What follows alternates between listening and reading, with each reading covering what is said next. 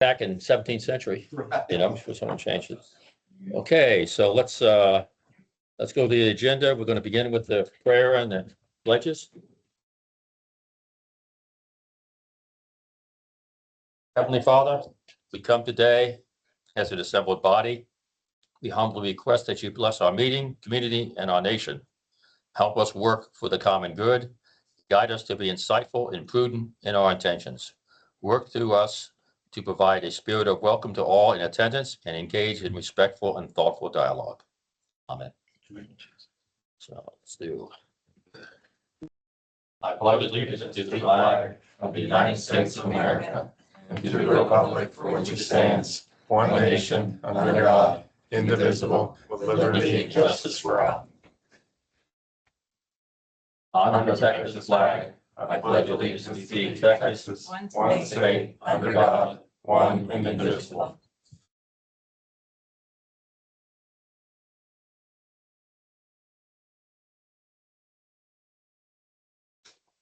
Any comments from the public? No.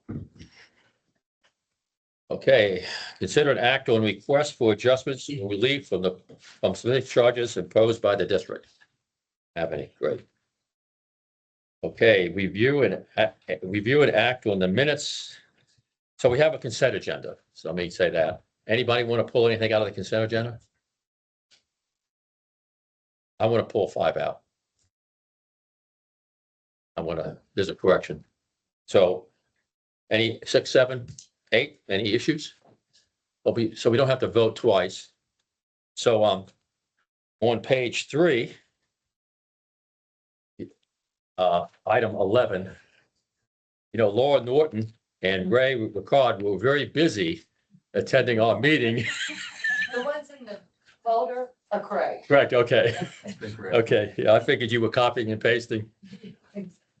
So we can take that out. Other than that, I didn't have any. So could I have a motion to pass the consent agenda? A motion to pass the consent And a agenda. second? All in favor, say aye. Aye. Okay. So the regular session. 9 is review the district draft fiscal year 2026, 2027 operating budget and recommended water rate structures. Items that we'll be talking about are these 2 items, the budget item. One is the cover sheet. Talks about how we got there. And then the budget, the budget itself, which is the spreadsheet. What we did is go into, the line items that have, swings bigger than 10%. You can see some notes there. The top portion is the revenue. Revenue is projected at 2% increase over last year, with the bigger percentage item, although it's not a lot of money, it's just for taps. That's revenue that's coming in to the district. And then on the expenditure side, you see that there about 3% increase on the expense side. And the kind of highlighted area in the middle is the summation of the backside, which is really the meat and potatoes of the budget itself, where you can see the actual line items that make up that being the biggest on the agenda. On the budget. On the so to I was going to go through some of these items. We have there on the engineering, the sanitary sewer rehabilitation project that was started probably 4 years ago was to be broken up into 3 phases. And so phase 2 is complete. And we've got one more estimate to wrap that project up, but the project's done. Phase 3, we put the engineer here to do the engineering for phase 3. So that's why that item is going up, so we can get the engineering worked on for that project. And then associated with that engineering, on line item 530009, you see that number goes down significantly. That's the construction for that project. So thinking that we were going to have that this year, this fiscal year, we think we're just going to pull it completely out of next year's fiscal year, get the engineering done, and then we'll put back whatever the engineers come up with on the specific number, and that'll go back in for 2028. So we think engineering 27, construction in 28 for that. So what was that again? When you say, Sanitary sewer rehabilitation, where we're fixing and relining manholes, replacing broken pipe, or lining broken pipe on the sanitary side. Not a lot. The majority of the work was done in phase one and phase two, but the project was identified 5 years ago to be broken up into 3 phases to spread the cost. So it didn't get hit on everybody's budgets in 1 year. So this is just really the completion of the cleanup of that. when you say engineering, it's not very complex It's engineering. not. It's just, It's not. It's just basically putting the drawings together, getting the county approvals, coordinating with the precinct and all that stuff. we're not hiring a consultant, we just. Oh, There is a consultant involved. But he's the guy building. Do what? Is he the guy putting it in? No. No. No, So- no, we actually have to get an engineer to stamp it and put the drawings together so it can be bid. And then it'll be a bid project, like the first 2 phases will be. So y'all don't have a whole lot of work to be done in that project. So it's pretty small numbers compared to some of the other ones. Let's see, another item there is, we put in some additional funds on the 5314.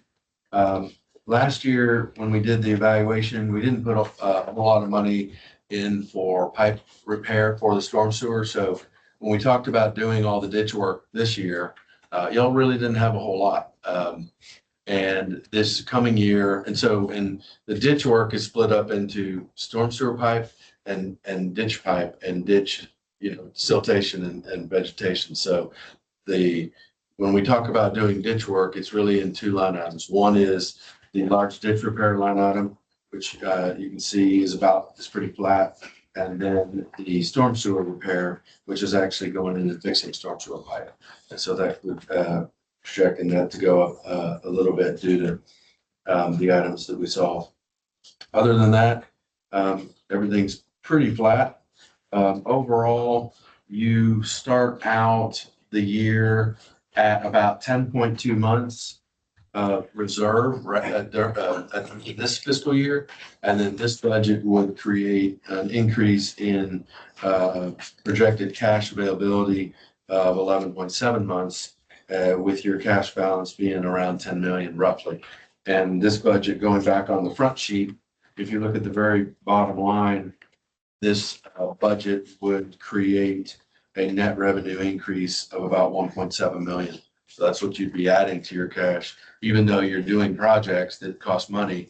The income coming in from your tax and water bills is actually creating a little bit of buffer there to offset that work that we're doing.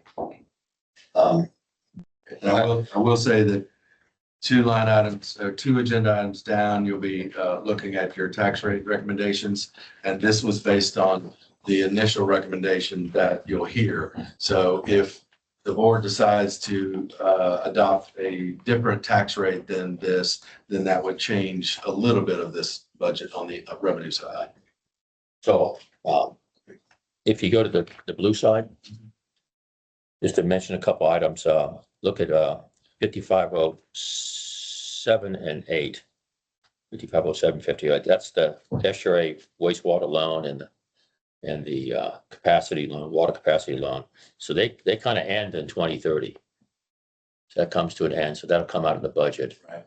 And so as we look at this budget, you take out what we pay for the water and sewer, we're left with a budget of about 1.1 million when you take all that stuff out. So it's not a big budget, to be honest, if you really want to dig into it and all. And so the only question I had was a couple of years ago, we raised our base charge to generate, the increase in month's coverage. Is it time to put that back to what everybody else is at? The 6 point, the water rate, 6.5, I mean, wet. My suggestion on that is we've got a lot of decisions to make over the next year or two with other projects. And so I think that there will be, for instance, just to dig into it, the tier 1 water lines, that's going to equate to some number.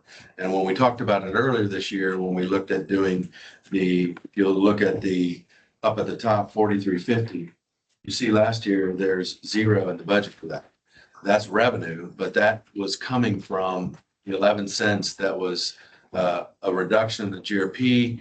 It was decided to create an infrastructure fee line where that 11 cents goes right into that. So you've been collecting monies, but knowing that that number, once we figure out the tier one project bonds, that might go to 40 cents or 43 cents. So we wanted to get a head start and not go to zero and then back up and kind of whipsaw the customers. So that is definitely, moving. And so to answer your question, I think we look at the whole thing as a whole when all these other things start coming into play. And then, because I will say, that I would like to get all 10 districts back aligned with the water rates. Right, you said that before. I have, and there's 8 that have the same, and there's 2 that have different higher rates. You're one of them, one of the 2. There's another district. So I'd like to, over time, get those back. We are doing a rate study that isn't going to be quite ready to contemplate for this budget, but we may be coming back to you here in the next couple of months to talk about that very thing. And I thought it might be pretty timely as the tier one project discussion, progresses. And, though, once we know all of the numbers that are coming, I think we can make a better decision on it. So we have a number of things going on, right? We have Bear Branch Dam being reworked. Also, that's not in Ed's estimate, is if we have a silting problem that we have to, clean out the reservoir. So that's not in the 14 or $15 million, and we won't know that till the study's done. And then we have a contract item, which I don't want to go into detail with, that we could end up paying someone some money from that left over from 10 years ago. So we may have expenditures, not counting the water line, that will cause us to have, higher rates. I did also want to mention something to point out on the budget. About towards the bottom of the page, 5480 says Bear Branch. So that, if you saw in the budget last year or last month, because you are one of the 5 contracted participants in Bear Branch and Bear Branch maintenance and Bear Branch. Remember last fall, I was able to get, so there's only 5 members. There's 5 other MUDs that are not a party to that. Now I was able to get those MUDs to pledge towards that project. It was not in their current budget because Estuary didn't need those funds yet, but in the budget that you saw last month and approved tonight, the Bear Branch, there was, remember, a 1.5 million ask on the R&R. The pledged monies that came from the other 5 amounted to, just over 1.2 million. So what we've done is put that in those MUD's budgets, in their proposed budgets, to cut off the top. Yeah. And then this number here, your 135 and change there, is a combination of your share of the remainder under your current pro rata and the O&M portion of the budget. So of the original budget, the 15 million, is that I think about 14 to 15 million. Our pro rata share, if you didn't have that 1.5, is remaining fixed for the 5 months. And I call it top off fee. So we're not changing the ratios that any MUD is contributing. Correct. I mean, effectively, you are, when you do the final accounting, it would, but your share of the overall project is 16.18%. And what was forecasted on that number you talked about, is your share would have been 786,000 towards the project. And with those pledges, that number goes from 786 to 587. So it saves you a couple $100,000 on what you. But our ratio of the base project is still 15.8. Correct. Okay. 16.8. Yeah, 16.8. That's right. That's okay. Thank you, Eric. I just had one question, if you're finished Go with yours. I was trying to look for a line item related to headcount costs. Is there anything in the spreadsheet that maps to just headcount? Are we planning on increasing headcount, staying flat on headcount? For WWA's budget is not, this is not part of budget. Okay. You pay admin fee for us to do our work. Yeah. We have a proposal with and the trustees oversee that and will approve Okay. or not. So we are proposing 2 FTE increase for some specific things that we need. And so I'm working through the trustees and the trustee committees to go over that work. So that's still pending. We did look at that. If it were approved, all of the items that were approved. Now this doesn't include it. So, but if it did, that 11.7 months of coverage at the bottom would go to, I believe you were a 0.2 month adjustment or 0.1. So we'll go. That's our pro rata share of the 2 FTE. Correct. Basically. It Okay. would, it would drop your Okay. months of coverage from 11.7 to 11.6. Okay. Very, very, very small. 11.5. Mhm. 11.5. I thought you said 0.2. I think it's 0.1 or 0.2. Okay. Thank you. Just from my experience, and I have a separate book I keep for all these budgets by year. And so I keep them straight. So one thing, Maureen does a great job, but once in a while she'll give us an edit. And so just because we have this budget doesn't, a month from now, when we approve it, it may have changes. Oh, yeah, it will. Yeah, it will. Have And- August actuals in it. Yeah.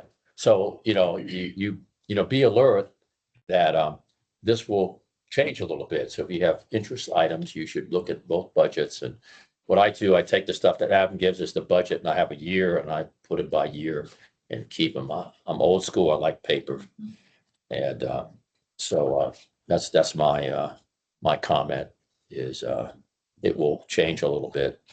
And we need to be, and be thinking of the topics we have, because we still have time to change it next month. If there's discussion, and bring that discussion forward. If you have any questions, send them to me. I'll be happy to answer them. We will know approvals tonight. We'll be looking for approval next week. All right. Thank you. Okay. Number 10, consider an act on the Montgomery County Central Appraisal District's fiscal year 2026-2027 budget. If you remember last month, I told you the proposed budget was out on the Google Drive and it was at 5.51%. They talked to several taxing jurisdictions and that it was asked to be reworked, look at it again, and they did, and they got it down to 2.83%. They had 18 FTEs in there. They brought it down to 16 and they took out their merit increases.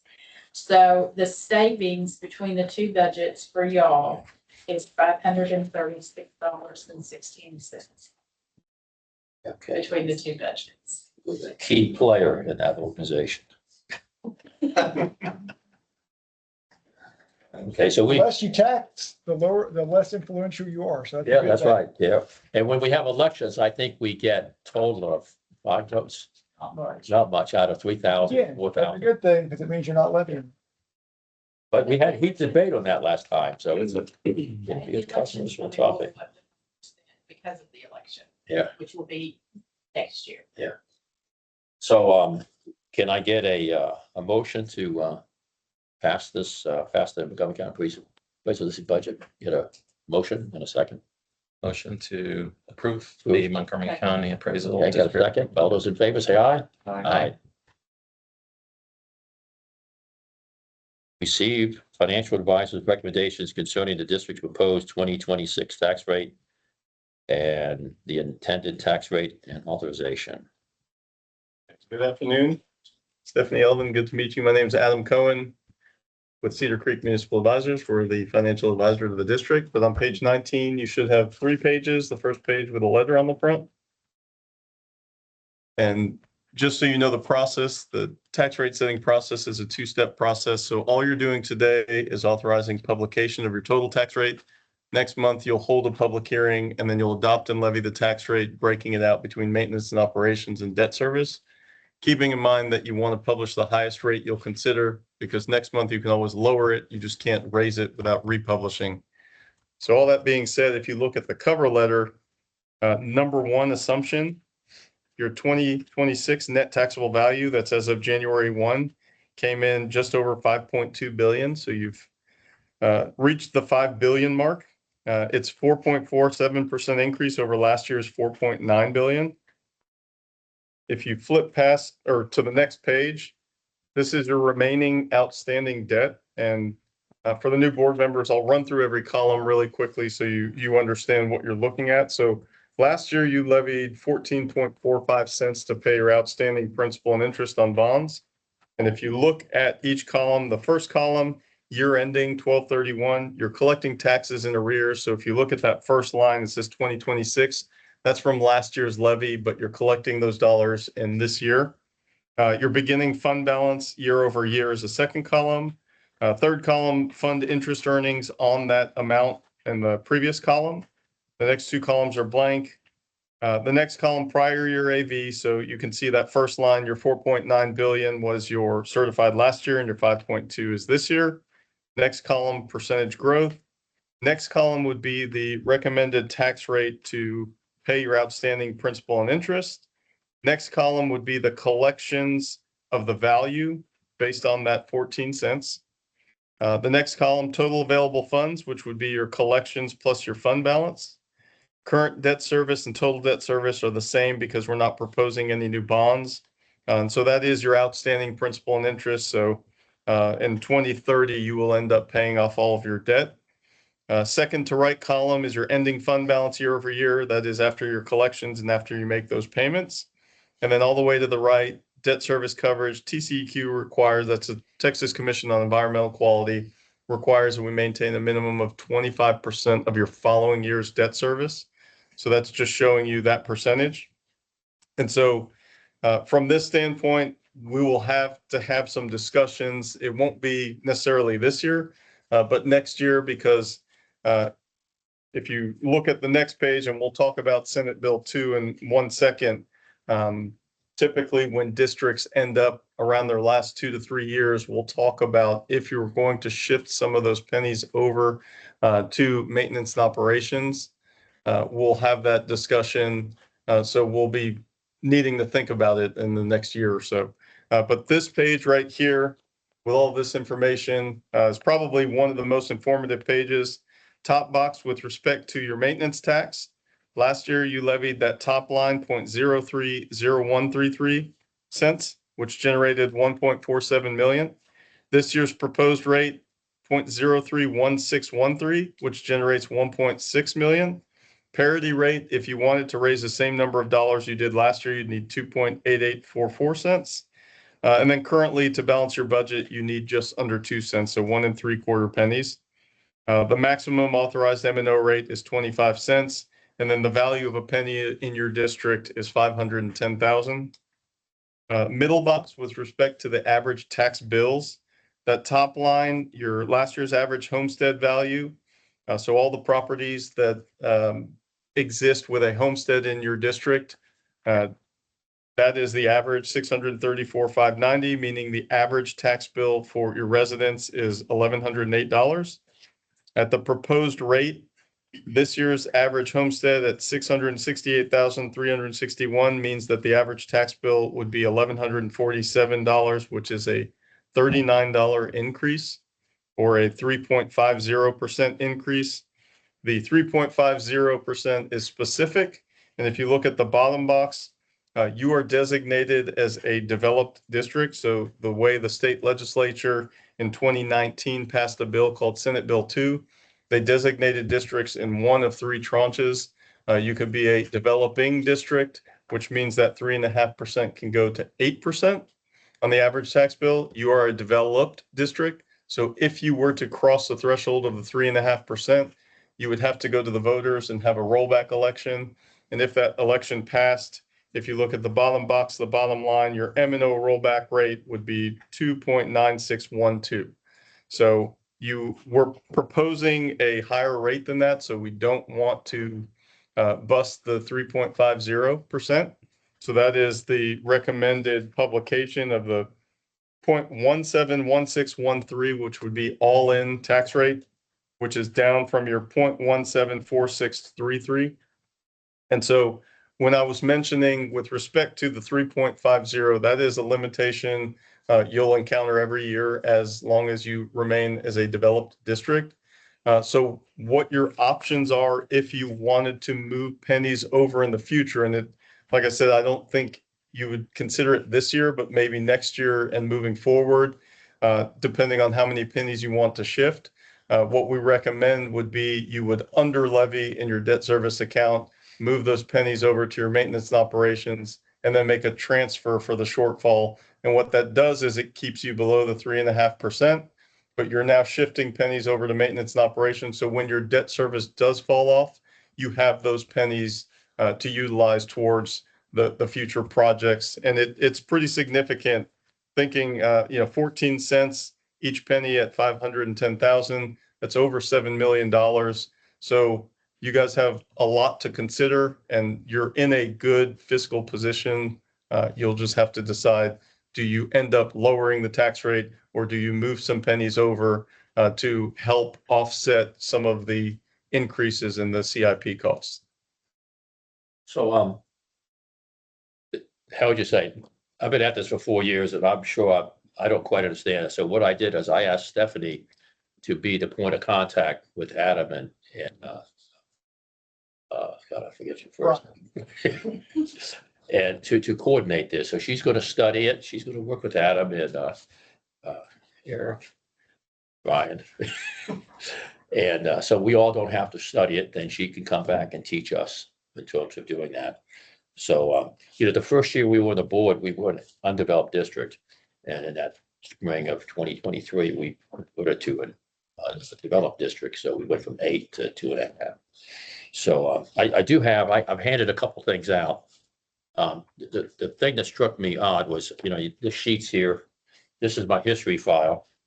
And this goes from 2024 to 2023 to 2022. So back in 2022, when we finished paying all these bonds off, we had like $1 million left in the account. And so we took that money and reduced it to $10,000. And then it's crept up to 36,000. Then last year it was 180,000. Now it's like 1.1 million. Yeah, I mean, that's just in the future. So in your last year, you most likely would, once again, you either don't levy a debt service tax rate and move those pennies to M&O, and then you use that to make your payment. You will ultimately run that fund to zero. We don't have to wait for it to get back. We don't. So that is assuming that you collected in that year. So what we would do in your last year is we would not show a debt service levy. You would just show in maintenance and operations transfer to just the dollar for dollar to pay off your debt. So you would have a zero fund balance in the debt service account. The funds that are in your debt service account are pledged to bonds. Right. So we don't want to keep any dollars in at the end of the day because you Takes a while want to to get back. wipe it clean. Takes a while to get back. So you said, I realize that you have to keep, if you're never going to let any more bonds, you could keep zero. But if you have to keep 3 months, right, at a minimum, for 3 the months. state, since we have debt, 25%. 25% 25%. of your following year's debt service. Okay. Okay, so before we cut that down to 18,000.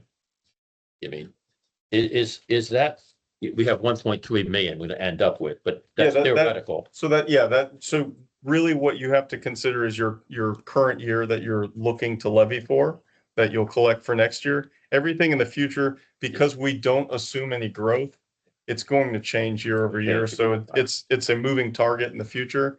We're just looking at making sure your tax rate stays flat or descending over time and that your coverage is still staying positive. Can I ask a question? That last year, we have a decision point. I was wondering if you had insight into how many boards tend to split the difference, take partial. It depends on Okay. the district and what their capital improvements are. I mean, Okay. I'll tell you, most districts, because of the Senate Bill 2, run into that 3.5% threshold every year. And so what most districts do is they transition as much. And so if you look back on this page, so if you look at the top box, the second to bottom number, so maximum authorized M&O tax rate. So your maximum is 25 cents. You can't get there because you're already below that. But what you can do is shift those ultimately 14 cents if you needed to over and you're at 17 cents and change. And then over time in the future, you're going to hit that 3.5% threshold year over year. And so you'll be compressing it over time. So what most developed out districts do is shift as many pennies to maintenance operations as possible. And then as Senate Bill 2 starts hitting you, you're forced to compress your tax rate over time. And so it just gives you a longer runway before you have to give up more pennies. But it's a board decision. So Stephanie, you have a lot to learn.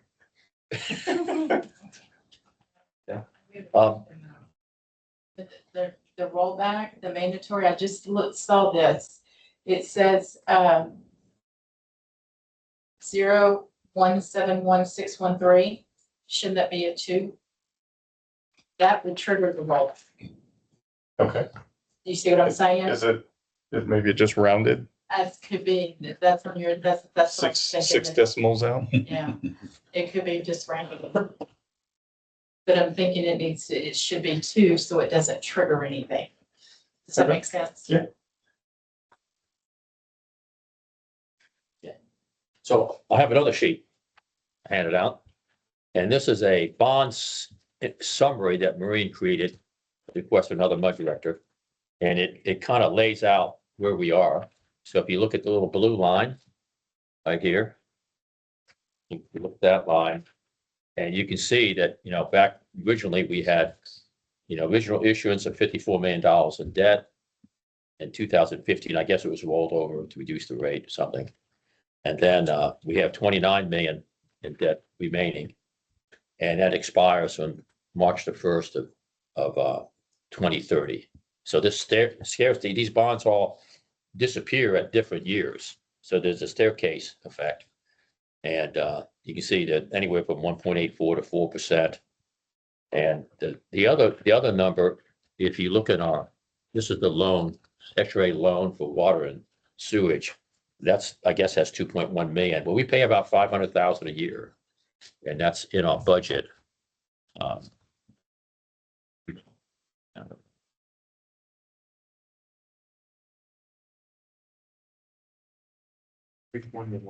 Yeah. Yeah.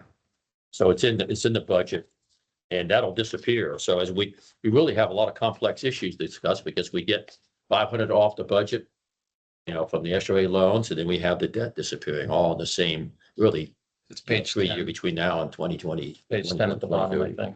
What's that? The numbers for Yeah. the rest, if they wanted to see it, is the. It's a good problem to have, but it's a critical decision.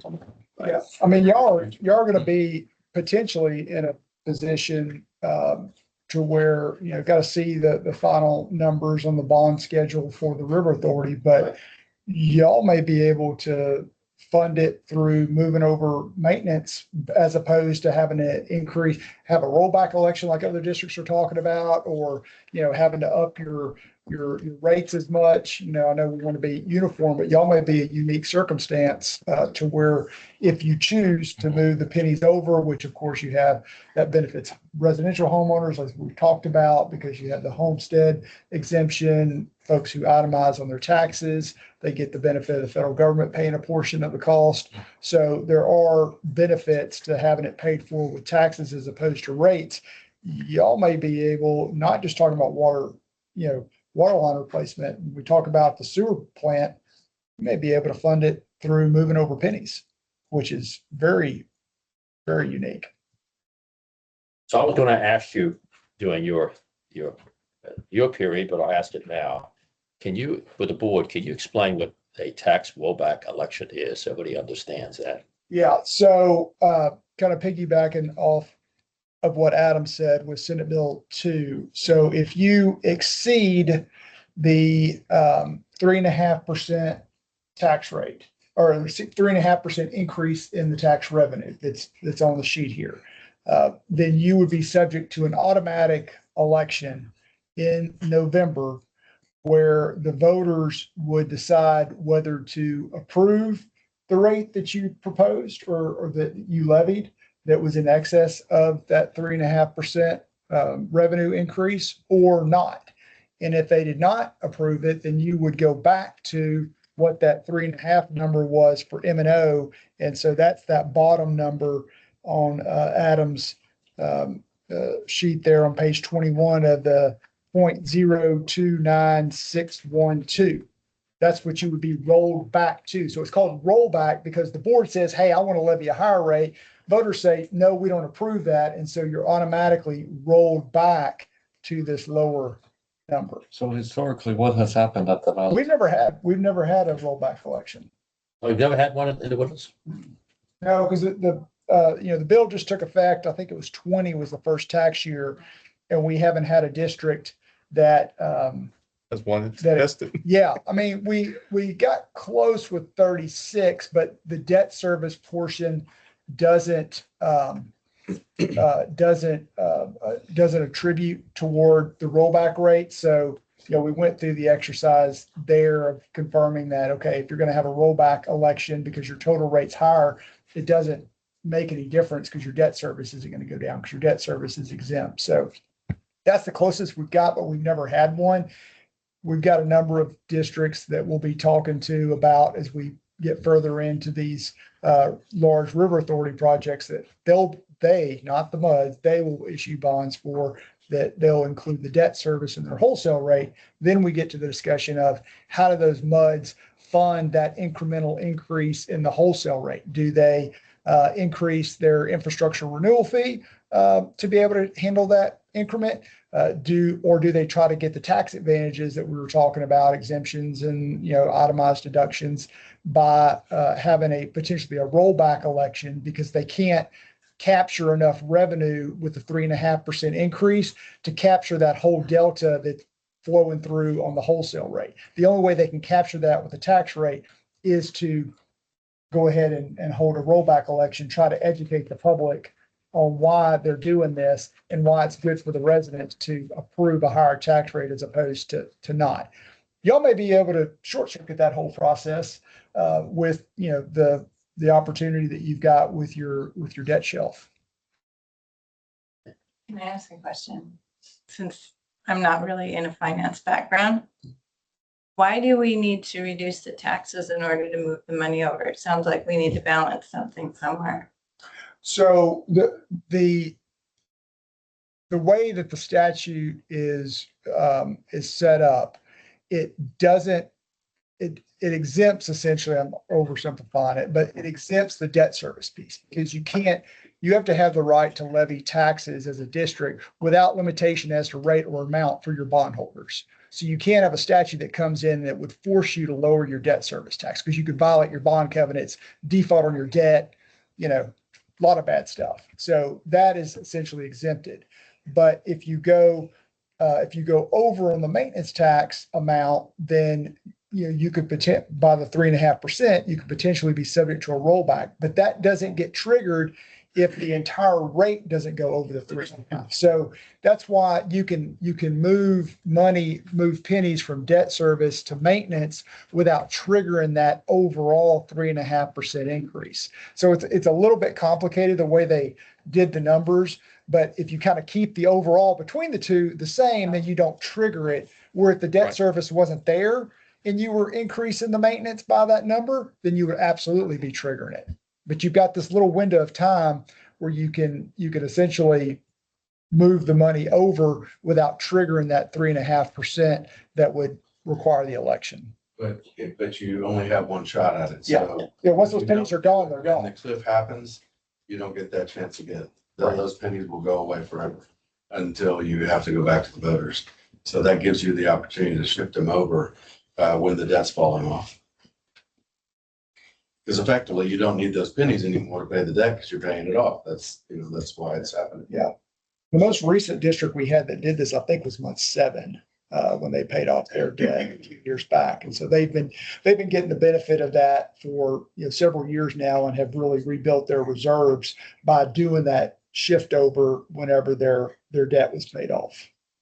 So we're basically talking about the same deal here for Bud 46, except for y'all, it comes at a very, fortuitous time when you're talking about a lot of increased expenses and how you're going to pay for them.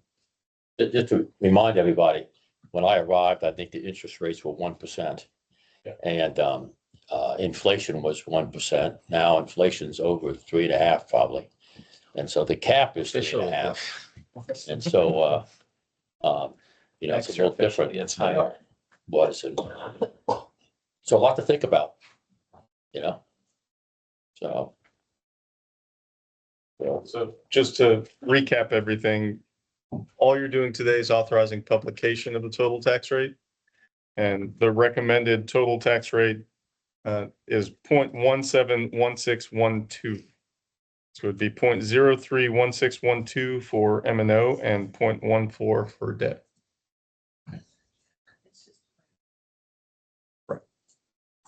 okay, so can I have a motion to pass that? I make a motion to pass that. And I a second, so all in favor, say aye. Aye. Thank you. Okay, receive the regular monthly SRA Woodlands Division report. Month operating report is on, starting on page 22 in your packet. The month of July was pretty normal, no major issues, no violations, just hot. Just want to let you know that the All Muds wastewater treatment facility #1 evaluation meeting is on September 1st at the Brady Library. Need to entertain any questions? What's September the 1st? The All Muds meeting. Oh, Cruella. Wastewater treatment facilities. Yeah, Grillo, okay, yeah.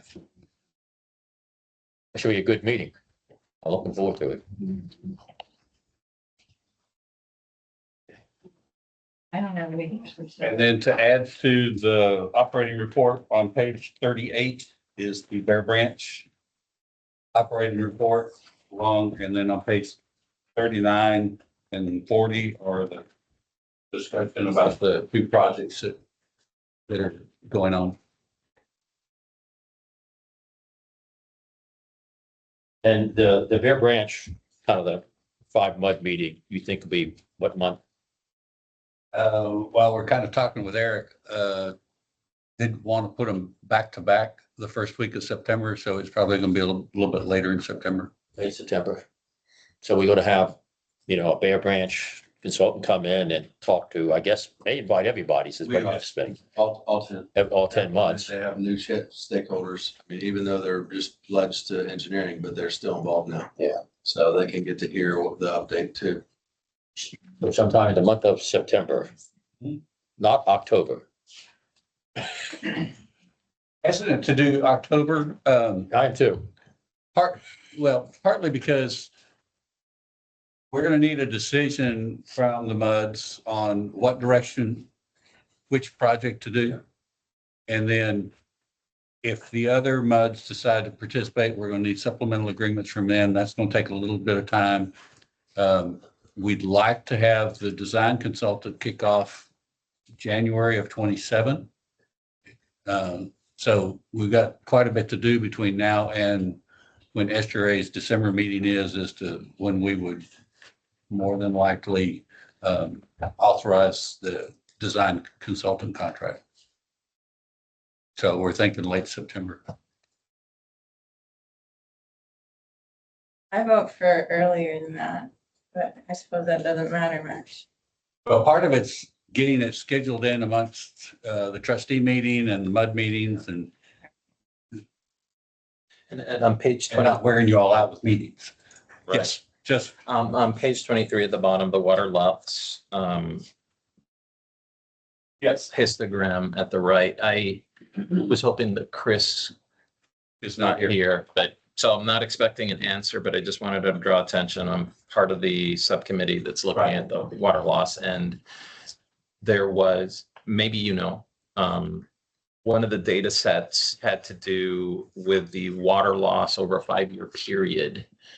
The tables that Chris had provided. And one of the observations that I made was it appeared to be through 23, 24, 25, and 26, that the month of June was in the top 3 every time. I was wondering if you guys had any theories or, I need to get back with him and okay, see if he's been able to run that down. okay. We're also a little anxious to get past September 2026 so that we can get the spike off the chart. That's one way to solve the problem, right? Yes, there was Just data management. there was a second just observation also on WRF Woodlands 5, which is a flow meter. Which page are you on? This is, sorry, I apologize. This is the data set that Chris had provided, so no one in this group has it. I'm not expecting you to have that level of detail, but I just wanted to draw attention that there was another anomaly as far as the amount of flow that this particular one was measuring.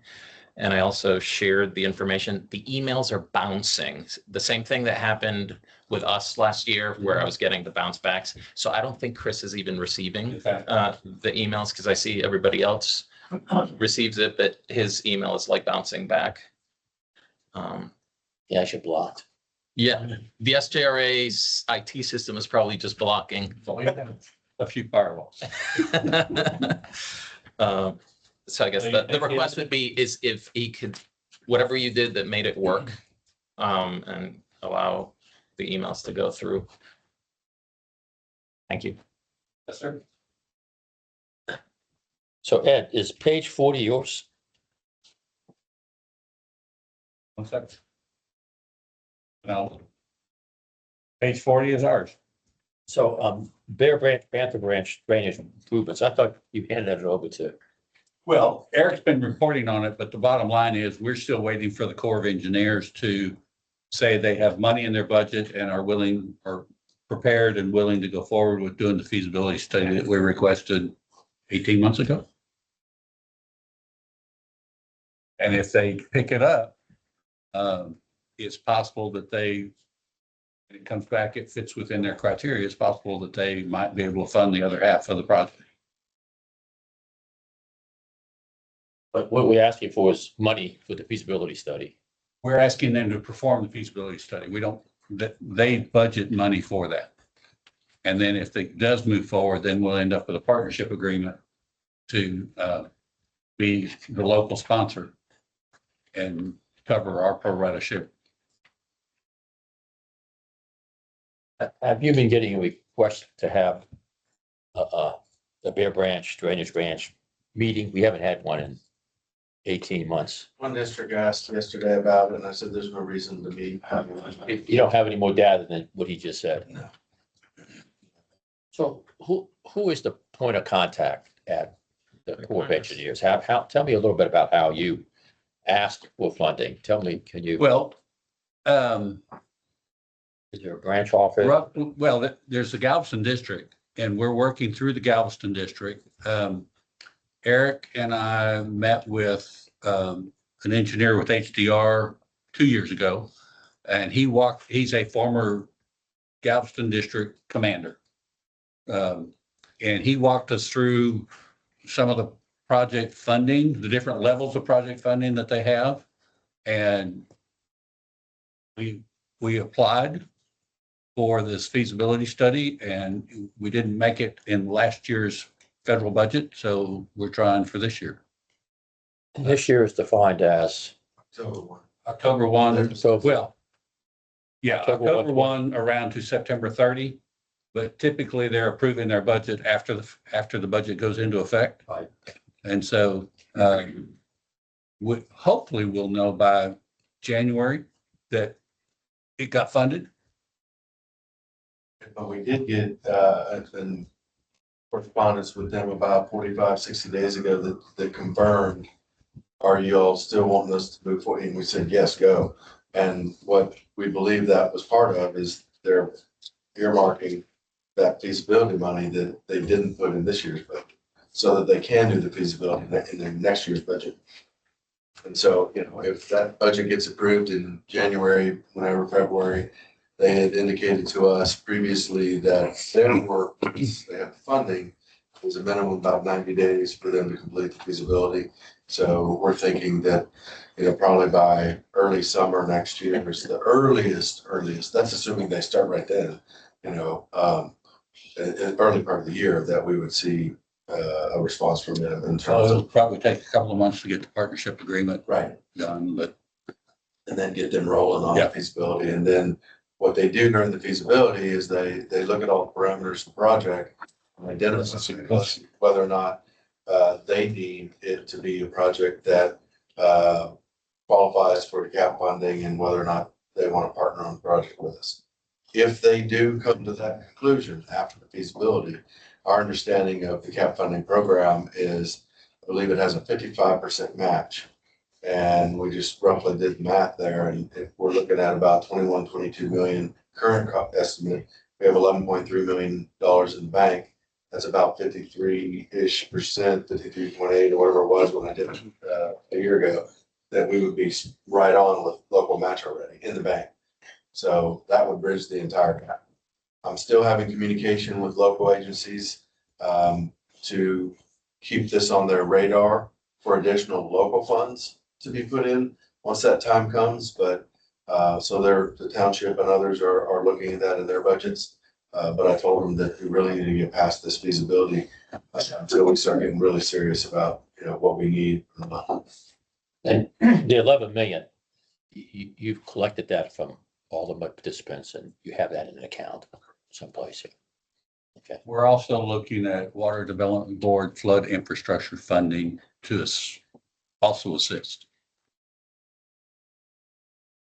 Because this project scored pretty high on the list. Mhm. And Matt The Barrett. downstream places. What's that? A lot of downstream real estate that's quite valuable. okay. Thank you. So the, So we need a motion to approve the Bear Branch. Bear Branch budget. fiscal 2026-27 budget and 10-year plan. I motion to approve the fiscal 26-27 budget plan. The 10-year plan. Okay, get a second? Second. All those in favor say aye. Aye.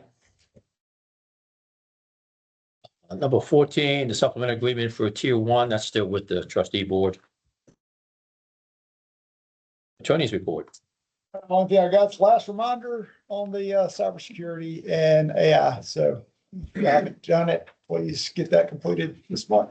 Takes about 70 minutes. 2 of them. If you do both, I did both. Once I got on the wall, I figured both done. That's all I have on 15. Okay, consider an act of appointment of a representative or an alternate to serve on the community working group. This is the communications team. Susanna was on it previously. You want to sign up for another term? Happy to do it. Okay, I nominate Susanna. Susanna. And then anybody want to be an alternate? Susanna can't come? What do you do? Learn about projects and what's going on that we're going to be working with the community. And how to communicate those projects within the community. So. Yeah. You're very well connected. So Stephanie, you want to be the alternate? Sure. Okay, Stephanie's the alternate. Susanna can't attend. Okay, so you got your names. Consider an act on pay application number 8 for the retail wastewater collection system rehabilitation year 2. Yes, there's a estimate number 8 and $24,956.12, of which Mud 46 does not have any work done for that one, so no action. So we don't have to act on anything, no? No. We didn't have a share in that particular work for the last week. Received the Woodlands trustee report. We pretty much covered Do we do the everything. general manager's report? Skip it right. Yeah. Ready for that. It's up to you. It's in the packet. It's in the back. I can go really quick. Page 65 is the GM report. We have 201 active development, redevelopment projects. For y'all, as you know, you had adopted that resolution that collects some capacity funds when new guys come in, so when new ones come in. So we have been doing that for your resolution. We had about 28 inspections on those types of projects, 1,800 work orders this last month across the Woodlands. On page 67, 8, 9, particularly on page 69, you can see at the bottom there, there's an example of some work that was being done in 46. So, but really all the pictures are very similar to the types of work that we've been going through this whole year. So you've seen a lot of these pictures from clearing to pipe replacement. One of the things that we are going to focus on this coming year is a little bit more desilting in some of the ditches. We didn't really hit that real hard this year. We wanted to hit the pipes and overgrowth. Sometimes some areas we can't get to because of the overgrowth. So you clean that up, you clean some of the pipes, and then you can start cleaning out the ditches. And so it's kind of a phased approach. So that's what we'll be doing, as well as continuing the tree and pipe stuff as well. But Eric, if you go to page 65, okay. and it says, you answered this before, but I keep on forgetting. It says, you're going down to 46 residential new, and it has the number 7. Does that mean we have 7 houses under construction, or Yeah, 7 active. 7 new houses? In some form of Are type. they predominantly down in Grogan's Mill area, or? I thought we only had 1 lot left. I thought it read they were putting in something new at the Carlton Woods Oh, area. Carlton. Orange juice. Like, yeah, I'm not sure. Yeah, but that's a different category. We called it. You're right, they are putting those, look, see the thing. No, it's the top one, 7. Yeah, those are new residential in development. Don't recall the specific location. When we did the SDFU stuff, the first year, I remember only 1 residential lot left in Sterling Ridge. So I assume that there's a lot of areas that can be developed in Grogan's Mill. I can tell you if you're interested. Off of Players Bend. Speak up a little louder. Players Bend, Cooney Court, Charmaine Way, Netherfield Way, and West Grand Regency. Those are all the street names. of There where is, they- I know they're all they from in- Players Bend. Players bed, okay. Yeah, there's one right there. Well, there, okay. I, Give you some idea. So we got a bunch of nutria and beavers as well. Yeah. Extremely damaging. Wow. Ditches. Uh-huh. Do immense amount of damage, and you gotta knock them out, so. And they multiply really quick, and then what they do is the nutria will burrow up into the banks and just obliterate over time, it'll just wash out and it erodes the bank of the ditch. Mm. And then, of course, beavers, you know what they do, causes. You have to hunting license in Texas to hunt beaver? Actually, just hire a company that comes in and. It's an industry. Yeah, you got contractors. That's what they do. Uh-huh. Yeah. Relocates. I mean, we could just It replicate, becomes someone else's problem. we could just replicate Florida's Burmese python program for nutria here. Sure, yeah. I have a quick question. Mhm. So over in Spindletree, Mhm. there's that loop around Spindletree with the big ditch that are retention pond. Yeah, so it's getting a lot of growth in it. And when I went to the WBD class, they said if there's a lot of growth and it doesn't hold as much water, do we deal it at all with that, or do we worry about it, or just wait till it gets a certain amount of growth inside? Talking about inside the bottom. Yeah, some of that area is kind of mushy, and so the mowers can't go in. So once a year, we'll go in and herbicide some of those areas and knock that down, and that's usually in the fall. And so we'll probably see to do that. If it's getting to the point where we can't control it, then we need to go in and bring in some different equipment and get it mowed down. Maybe desil. It could be that it's holding water in that lower area, and that, which is typically what causes the growth. And then once it gets mushy, then the tractors can't get in without making a mess. So if it gets too bad, then we'll go in and identify a bigger project Oh, to okay. clean it out. I'm just curious. I don't know if you noticed, a lot of construction activity on Woodlands Parkway, from Crocodile headed to 2978. The big ditch digging. Looks like a big, Oh, A new they're power expanding Kirkendall. Another. no, I don't mean that. I mean, Woodlands Parkway, they start cooking down Woodlands Parkway going toward 2978. They're putting in new power line or something. And so they're digging ditches. Lay that power cable. So, but I assume it's a power cable. Big black, 4 or 5 inch cable. Not fiber, let's put it that way. It's not fiber. Much bigger. And they were in the intersection of Branch Crossing and Woodlands Parkway the last couple of days, and they had big backhoe, and they had, I call them the steel things they put so the dirt doesn't collapse on you. They put one of them in. So they're doing not the normal fiber stuff, but it looks big enough to be electrical cable, but I don't know. Take a look at it. Yeah. So, look, didn't mean to ask this. When you guys paint a blue paint around a meter, what does that mean? You ever do, people ever do that? They just take like blue paint and they spray can, they put they outline the meter. Does that have any meaning to us? You ever see that? Not ringing a bell. Yeah, okay. Around a meter or around a, Around the water meter. Water meter. that might be identification to that there's an issue there. I don't know. Yeah. I was just curious. We have some in the neighborhood ask me and I go, hey, I don't know. Find that out. Like, Yeah. So I want to come back to page 47. Because we skipped over this. that was next in my report. Oh, good. Okay, go ahead. Be my guest. So we've talked about the global amendment, or the GRP over the last year.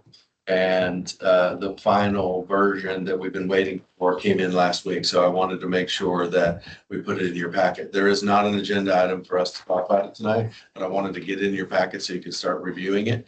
As you can see from the cover letter, we will need to review that and make our preference known to Chris, the GRP or the division manager for Woodlands to put in a vote or not, or whatever the MUDs want to do. So that has to go in before December. So we've got a little bit of time. We'll put it on the MUD agendas and trustee agendas going forward until the boards make the So you decision. think next month we'll have a discuss and act on MUD and then to trustees? Okay. Yeah, but like I said, you have until December. So I just wanted to get it in your hands as soon as we could.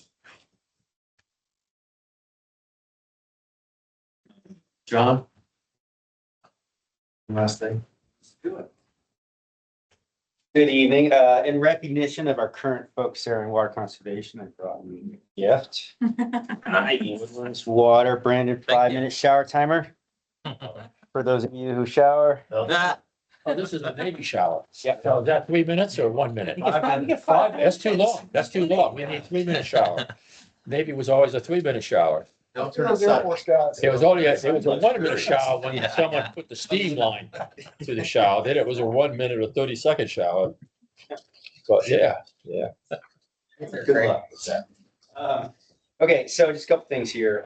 We got a new video out. It is a animated journey from source to tap. So where what comes from it's your home, your faucet. So you can QR that video right there on page 78. It is on our homepage right now. You'll see us pushing that out for next week or so. If you are not signed up to Woodlands Water Weekly, you can QR that, sign up on page 79. I recommend you do. It's a good way to keep your thumb on a lot of communications we're pushing out.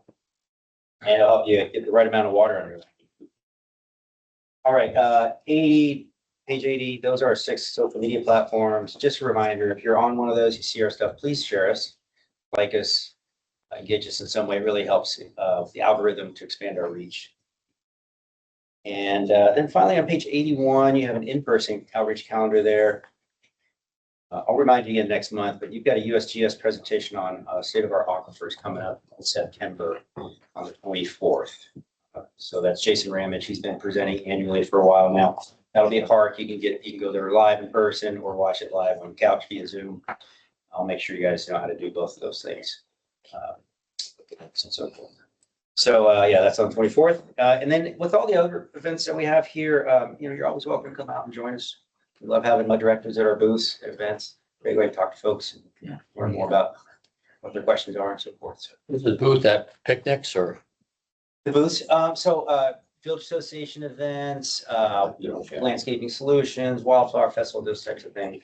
We're at a lot of these, passing out customer support information, handing out shower timers, those types of information. Thank you. Great, thanks. Anything else? No closed session. That's good. Okay, so discuss any matters for placement in future agendas. Okay. Have a motion for adjournment. I motion to adjourn. You got a second? Second.